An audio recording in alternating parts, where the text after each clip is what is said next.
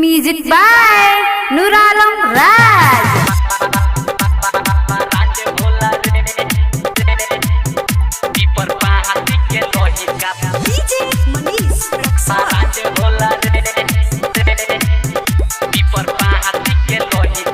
असहीना सबे कर डिमांड होला रे, पीपर पाती के लोही का बारांड होला रे। असहीना सबे कर डिमांड होला रे, पीपर पाती के लोही का बारांड होला रे। ली हो ना हमनी के हल्का में, ली हो ना हमनी के हल्का में, इहा हरदम कांड होला रे। असहीना सबे कर डिमांड होला रे, सिसवनिया के लोही का बारांड होला रे।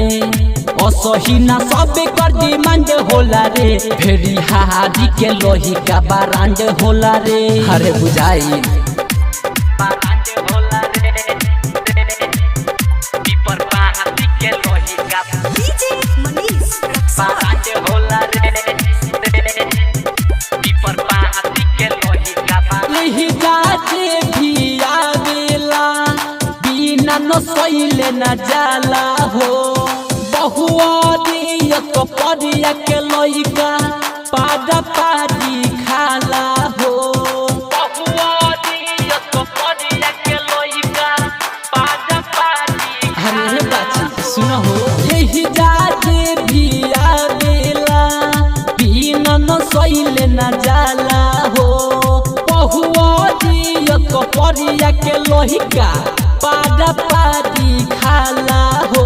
फुलवरिया में खाली बरमांड होला रे, फुलवरिया में खाली बरमांड होला रे। असहीना सबे कर डिमांड होला रे, पीपर पाती के लोहिका बारांड होला रे। असहीना सबे कर डिमांड होला रे, पीपर पाती के लोहिका बारांड होला रे। ली हो ना हमनी के हल्का में, ली हो ना हमनी के हल्का में, इहा हरदम कांड होला रे। असहीना सबे कर डिमांड होला रे, सिसवनिया के लोही का बारांड होला रे। असहीना सबे कर डिमांड होला रे, भेड़ी हारी के लोही का बारांड होला रे।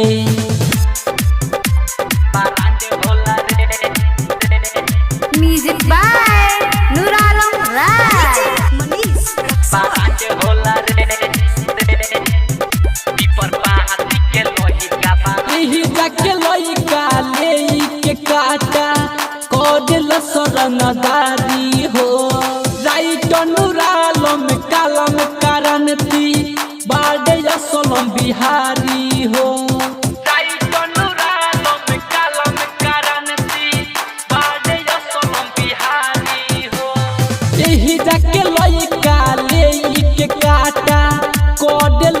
रंगदारी हो राइट नूर आलम कलम करनती बाडे अजिम बिहारी हो। जितेंद्र जौहरीला बरमांड होला रे, जितेंद्र जौहरीला बरमांड होला रे। असहीना सबे कर डिमांड होला रे, पीपर पाती के लोही का बारांड होला रे। असहीना सबे कर डिमांड होला रे, पीपर पाती के लोही का बारांड होला रे।